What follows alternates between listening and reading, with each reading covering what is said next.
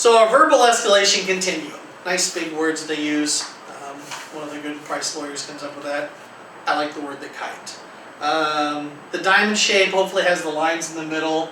The book doesn't. If it doesn't, draw lines on yours, on your kite. Draw your lines, all right?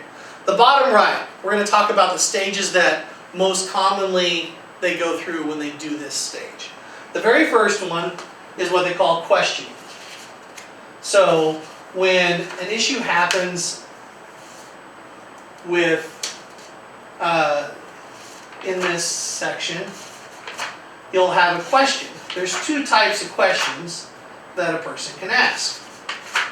They can ask an information-seeking question, and they can ask a challenging question. All right?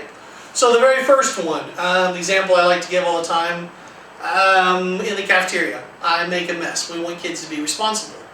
Hey Mitch, you made a mess, you need to get a broom, clean it up. All right? Well, I'm in a little bit of a sour mood. Well, I don't know where the broom is. Challenging question, information-seeking question. Now we need to be careful when they're agitated. A lot of things may sound challenging when they're really not. I'm also into the belief that your first bite's free, or they say that about your dog, you get your first bite's free and then you're in trouble. So when in doubt, I'll let them have the first time sometimes as a information-seeking question. You don't know where the broom is? Mitch, the broom's over here in the closet, or it's over along the side over here with a dust mop. Okay? You leave off the sarcasm, where it always is, where it has been, where you cleaned it up yesterday too. Okay? We don't want to make it worse. Just nice, professional, stay calm. They're agitated. We don't want to let our emotions jump into this and make things worse itself. So, Mitch, the broom's over there. Okay? Well, why do I have to clean it up? Well, don't we have custodians to clean it up? That's getting into probably more of a challenging question. A lot of times challenging questions bring in other people. Why this? Why the rule? What authority do you have? Well, who are you to tell me that? Okay? The joke I like to say is, you don't want to hear, they don't want an answer to that. They'll say, well, I was hired by the board, I went through the policies and procedures, and according to those and the rules that govern this place right now, I am instructor, and I'm in charge of you. That's what they don't want to hear all that. So who am I to tell you what to do? They don't care. So when someone tells you, or asks you, a challenging question, we're going to do what I like to call that skipping CD, broken record. You redirect and say right back to the exact same thing. They're trying to push your buttons and get you in a power struggle, and we're not going to allow that. So, well, who are you to tell me to get a broom? Mitch, you need to get a broom and clean it up. Well, why can't this person do it? Mitch, you need to get a broom and clean it up. Well, what if I don't do it? You're going to make me do it? Very much easy to tell. That's challenging. Mitch, you need to get a broom and clean it up. And every time they say something in that very calm voice saying the same thing, Mitch, you need to get a broom and clean it up. Mitch, you need to get a broom and clean it up. Mitch, you need to get a broom and clean it up. And the idea is just like that. Oh my gosh, it's boring. Okay? I'm trying to push your buttons and you're not letting me suck you into this power struggle. And that's what we want. Fine, I'll get the broom and clean it up. And that's what we want. That's the win-win. Okay? At a certain point, if it doesn't work, give it time, then that's a refusal. Or they may just refuse outright. And that's our second level on it. So if you look on our verbal escalation continuum kite, from the bottom right was the questioning. The next one up on the right is refusal. So refusal is you've given that broken record a chance to work, it didn't work, or they've just outright refused. The very first time they may not even question, they may just go, no. Or they may non-verbally. Okay. When they refuse, what we are going to do is we're going to set limits. Alright? This is a really important part. And this is one that has kind of another little subsection within that. I always love the teachers that say, I only have 3 questions on the test. Each one with 47 subsections, and of those subsections, each of those have 12 more. But I only have 2 questions. That's kind of what this one is, one of those tricks. But it is really good. So I'd like you to turn to the next page, 11, in your book. And if you're not there, just even listening. Keys to setting the limits. So as they refuse, we're going to set limits. And there's 3 keys to setting the limits. One, when they get into this refusal, And when they're in the whole verbal escalation continuum, they're starting to lose that rationale. They're not thinking right. They know they made a mess. They know they should clean it up, okay? You're the one in charge. They know that. They know they're going to be in trouble. But for some reason, they're starting to do what I call some stinking thinking. They're not doing well. They're starting to work towards that brainstem and not think real well. So, as it means they're not thinking well, we want to make sure we're very simple and clear. All right? So that's the first one. Simple and clear when you set the limit. Mitch, you need to give everyone. No. Then I'm going to give choices. You give two choices. You give a positive choice and a positive consequence for that. Kids are kind of learning, we think most of the time consequences are negative, but they're really not. Consequences are what we get for a behavior. If you make a good choice, you have a good consequence. If you make a poor choice, you'll have a poor consequence. All right? And we always want to start with a good one because, if you start with a negative, sometimes they don't hear the positive one, and sometimes they don't even know what they're supposed to be doing. That could be correct, depending on how they're brought up, their home life, or whatever. Maybe this is the first time they've ever done that. So, Mitch, you need to get a broom, clean this up. If you do, we go about our day, we continue to have a green day. We continue to have no problems. And this is a challenge sometimes to think about a positive reason. And I don't want you to give a lot, but think of one good reason why we should do this. It's the right thing to do. Sometimes as simple as that. I mean, it's hard and a challenge, but we want to have a positive choice and a positive reason. Then the next one is, or Mitch, you can choose not to get the broom, and this would be the negative consequence. All right? Short and sweet. Don't go into it of, well, Mitch, once you get the broom and clean it up, then have a good day. And you know how mom loves you to have a good day? I get to write that note home, blah, blah, blah, blah, blah, blah, blah, blah, blah, blah, blah. Because realistically, I'm losing rationale. I'm not thinking straight. Because I'm already defying someone who's told me something I know I need to do. So, short and sweet. Make the good choice, you have the good consequence. Make the poor choice, the poor consequence. You choose. All right? And then I also encourage people to disengage as much as you feel safe. All right? So I'm not going to stand over someone and go, so you have this choice or this choice. What's it going to be? Come on, tell me, what's it going to be? What's it going to be? I'm not going to hound them. Back away, give them a reasonable time. 30 seconds, I don't know. Whatever you feel is reasonable under the circumstances, minute, I don't know how much time you feel you can give. Disengage a little bit. Disengage where you still feel safe. Is this someone who is, because they're agitated, could become physical, so I don't want to walk too far. If it's someone who's just refusing to get their math book out during math time and they're sitting back at their desk, hey, Mitch, it's time to get your math book out, we're going to get started in math. No. Okay. Well, here's your choices. You can get your math book out, join us now, do it, and we'll get it done, and you're actually going to get some help because we're going to do some on the board. That might be a little too much. Or you can do it at recess. You choose. And then I'm going to walk away, and I'm going to continue my lesson if this person is not a challenge or I feel a threat to it. And I'm going to let them choose. All right? So, short and simple. Is it reasonable? All right? Well, Mitch, you need to get this broom out and clean it up, or I'm going to make you sweep the whole school and teach you a lesson. Ha! What do you think of that? That's not reasonable. That's not fair. Okay? That's not reasonable at all. Ran into a situation where a teacher's no longer here, but used to give consequences for not getting homework done. And the kids had to write 100 times, I will be responsible and get my homework done. Here's the deal in my opinion. They're not getting the work done anyway. You've multiplied that almost times 100. At one point I had a student that used to come to me and he was down 1,400 sentences he owed for not doing homework. Yes, seems kind of extreme. Okay? That's not reasonable. Now, I am not opposed to writing as a consequence. 5 reasons why we should, something like that. I don't know. But is it reasonable? All right? I'm going to make you do. We don't use a sledgehammer to kill a fly. All right? Is it reasonable? And that brings us into the third one. Is it enforceable? Well, Mitch, if you don't get your math book out and start, you're going to sit here all day until you do. You're not going to recess. You're not going to PE. You're not going home. Oh. It's not, okay? That's not enforceable. You don't have that. You may take away children's and students' privileges. You may not take away their rights. So that's something we need to know. We need to be prepared going into this. You don't take away a meal, okay? They don't ever miss a meal as a consequence, as a negative consequence for a behavior.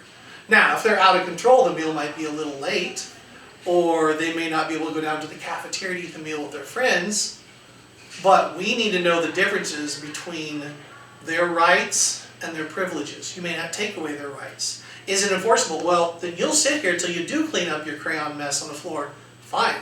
If I don't clean it up till 5 o'clock, are you going to be here at 5 o'clock tonight with me? 7 o'clock tonight? Midnight? So we need to be prepared to think about what is a reasonable one. Now, sometimes knowing these, when we set these limits, also know that students will choose the other way. We as adults still do that, all right? They used to have the videos you took back late. They need to be here by 6 o'clock or whatever, or they need to be rewound. Sometimes we would forget, and we would have that choice. You pay the 50 cents fine, dollar fine, whatever they were, or you'll have a fine for this. Your electric bill comes in. Real life, it's due the 20th, okay? Well, if I get it there, they don't come breaking in your door. You will write that check and give it to me. You have a choice, and once in a while we mess up, and then we have to pay the fine or have it disconnected or whatever I hope I don't figure out what all those things are because I don't want to know. But we do that once in a while. We make mistakes, and once in a while we do have to relearn. Sometimes the kids have to know that.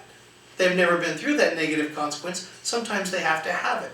Let it be a fair negative consequence. Let it run its course. And then the next time you run into this situation where I spill something and need to get a broom, it's time to get my math book out. You know, and what I can now look back and remember, boy, I didn't like missing recess. You can empathize with me. Yeah, it was sad that you missed recess that one time. So how about this time we do our math, but we get our math book out, or we clean up our mess, you know, because that wasn't any fun. All right? Be fair, set it reasonable, enforceable, simple and clear. All right? And know that even when you set these, doesn't mean they'll always follow them. That's the one thing I always tell teachers in the classroom. You're responsible for that classroom. You're not in control in that classroom. Okay? We would like to believe we are, and we try to stay as much as possible, but we're really not. You cannot force anyone to do anything. Okay? You can hold a gun to my head and say, Mitch, clap your hands. I don't have to clap. All right? It's still my choice.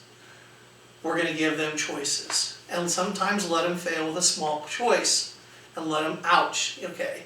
Because the reason we do that, I think the best consequences are really those little ones, those little paper cuts that are annoying, all right? You don't need to have that sledgehammer. Let them remember it, let them go through it once. Remember last time? Yeah, let's not do that again. Okay. So, we're going to set, back to the verbal escalation continuum, that kite. So when they're refusing, we're going to set limits. They're going to be simple and clear, they're going to be reasonable, and they're going to be enforceable. Okay? Also enforceable means you can't speak for someone else. One of the worst things I've seen is, not the worst, but a sad thing I see is a lot of parents going, well, if you don't do this, I'm going to call the cops. They're going to come here, handcuff you, and take you to jail. No, they're not. Okay? Especially as a juvenile. Now, it is against the law to be beyond ungovernable behavior. All right? But the way it works, honestly, I've worked with a juvenile office when I was in college. If they get called down, then we go get them, we take them down to the police station, we call the parents, we read them the rights in front of the parents, and 99% of the time they get sent back home with their parents, okay, until they can come maybe meet a judge or another juvenile officer or something like that. You also don't speak for the principal. So you can't say, well, you're going to do this or you'll be expelled. No. You do not have the power to expel. Unless you're administration watching this one, then I have those once in a while that you do. But we don't. You don't speak for someone else. You don't also say, well, I'm going to call your mom, she's going to take away your TV cribs. No. Now, on the flip side, you can say, and sometimes not knowing is almost scarier. You can say, hey, if you don't do this, then now we have to get the administration involved. I have to call the principal, or Maybe we have to call home and see what mom can help. And we don't want that. But you don't speak for them. All right? So, be careful how you handle this. We're also handling this to get them to make the right choice. This isn't power, oh yeah, you're not going to follow my rules? Well, here's what I'm going to do. Corkscrews underneath your fingernails. This is not to get even. This is not about getting back at them. Them is teaching them to make the right choice. It really is. So we need to find a way that we can set a fair one that is fair, and after it's over and done with, they can realize, yeah, I deserve that. You were right. I shouldn't have done it. Okay? It shouldn't be one of those, you gave me that consequence because you hate me. Because that kid who's writing that 1,400 times sentences, I will get my homework done, I will get my homework done, I will get my homework done. My teacher does not like me, my teacher does not like me, my teacher hates me, my teacher hates me. I hate my teacher hates me, I hate me. They're not learning, they're writing the same thing over and over. What lesson is truly coming out of that? What good is coming from that? Okay? Now, like I said, I'm not opposed to writing. I give them sometimes a writing sentence, or depending on their level, you may give them give me 5 reasons, verbally. Give me 2 reasons why you should be honest. If they get caught in a lie. So right at the beginning of recess, I want you to give me 5 reasons why it's important to be honest. Not just in school, anywhere. So writing's not necessarily bad. Have it be reasonable. Have it go with it as much as possible. If someone makes a mess, I always ask, is it possible to leave the mess when they leave, if they have to leave the room to come back, that they can clean up their own mess? If they can't, can they clean up another mess that's comparable? Okay? Now, no, right, there's child labor laws. You can't just put children to work. So sometimes that means talking to your administrator or a call home, which they're usually almost always on board with that. I've made a few call homes for that, going, hey, Johnny was in the classroom, got mad, threw his art box. We couldn't leave it there because they had to have center time, so it was picked up. And because the custodian had to spend about 5 minutes of his time cleaning it up, I was going to have Johnny wipe down the water fountain. Okay? Now, not that it really counts, and the custodian will probably stop to do it again, but I wanted Johnny to do about 5 minutes of work to make up for it. Most of the time, the parents or administration are on board with that. Is that reasonable? Yes. Someone had to take 5 minutes of their time to clean up your mess, you owe them 5 minutes back. So be creative with it. The idea behind these consequences are to get them to want to make the right choice, or to go ahead and experience the bad choice, feel that consequence, going, ooh, that kind of sucks, and then get back to making the right choice. Okay? Because you can't punish someone into good behavior. I saw that quote and I really like that. The next step after refusal is release. All right? Release is just that. It's verbal, it's screaming, it's yelling. The example I like to use is my emotional dam has broke. For whatever reason, it is coming. And we talked about in that pretest, there are 2 ways a person can act out, physically and verbally. Well, I am now starting to lose that rationale completely, and it is coming out. Okay? All this anger, built up emotion, things I can't communicate or whatever reason is coming out. And it's going to come at you physically, or it's going to come at you verbally. In this part, it's the verbal right now. It's the screaming, yelling, I hate you! Okay? When they are in the release, there's what we are going to do is 2 things. 1, we're going to isolate if possible. All right? We want to try to get them away from the crowd. 2 ways to do that. Sometimes they can move. Sometimes you move the crowd. Yes, that means picking up the other 20 students and going next door and going, learning has stopped. All right? When the screaming, yelling is going on, it's over. If we can move them safely, maybe we can move them. If we can't move them safely, I don't want to take it to that physical level. If I think trying to move that yelling, screaming person is going to change it to a physical level, we don't want that. Move everyone else. Put them in the hall, a neighbor room, a buddy room, someplace like that. All right? We want to avoid physical as a last resort. And I'll talk more about that when we get to that physical part and how people have actually died that should have never been in any type of a physical hold and should have never had to. So, we're going to isolate if possible. And the second thing is we're going to allow them to vent. This energy is coming. All right? Comes out verbally, let it come out. Don't. That's not the time to talk to them. It's not the time when they're going, you motherfucker, I can't, you son of a... They're calling you every name but your God-given name. That's not the time to correct them.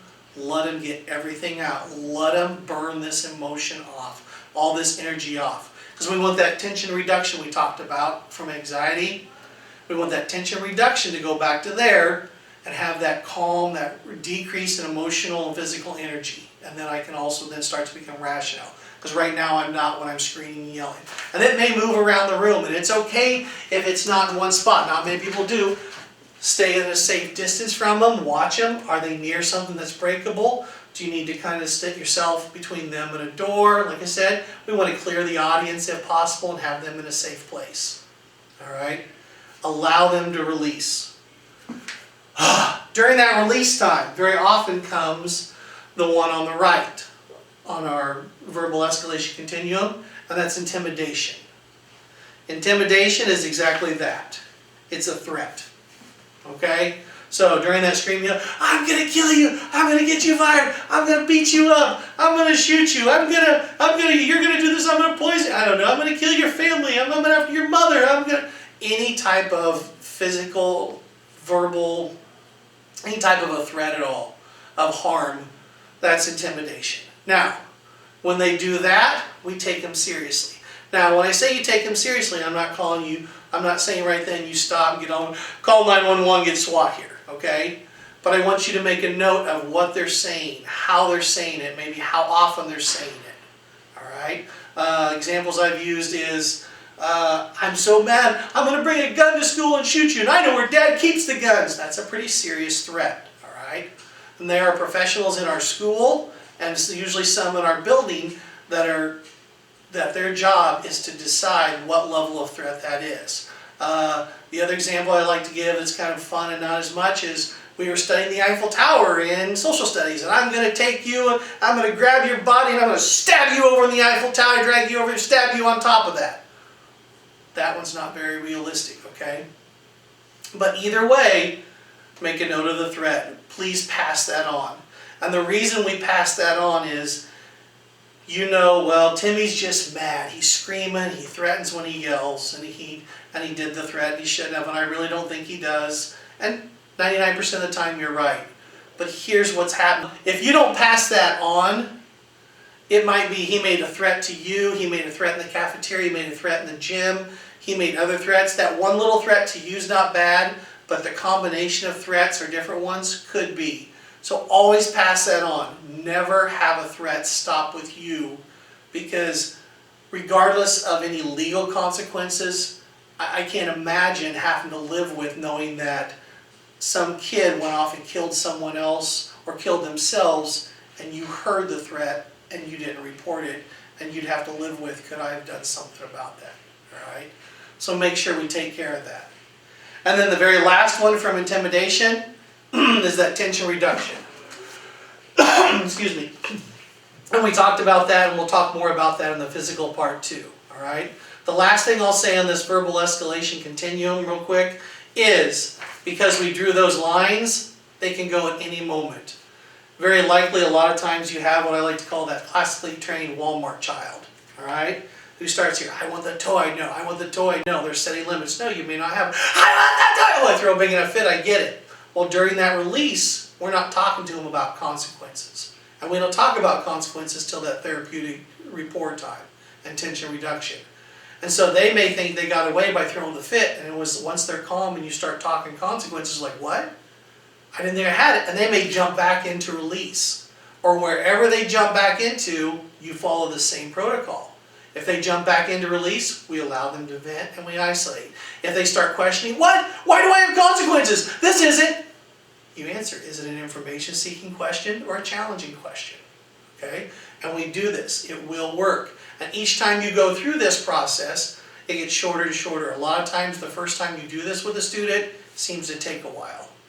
The next time you do it, they kind of know the routine. They know that I can throw a fit and it doesn't matter because I'm not going to get my way with you. And it does get a little easier. All right?